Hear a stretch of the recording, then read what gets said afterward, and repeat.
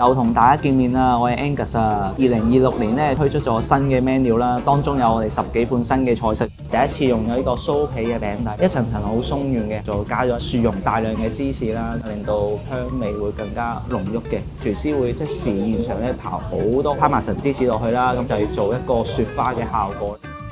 我哋有無花果啦、鮮蝦、帶子啦，再加啲柚子醋啊、意大利黑醋啦、花束咁就可以平放喺隻碟度，就係想要好華麗嘅打卡效果啦。鹹黃左口魚嘅鐵鍋燉飯就係用呢個醬油漬再加隻燒，配合埋用呢個珍珠米，呢個鐵鍋底會用一個竹台 keep 住個溫度咧，食落去咧魚香會更加濃郁。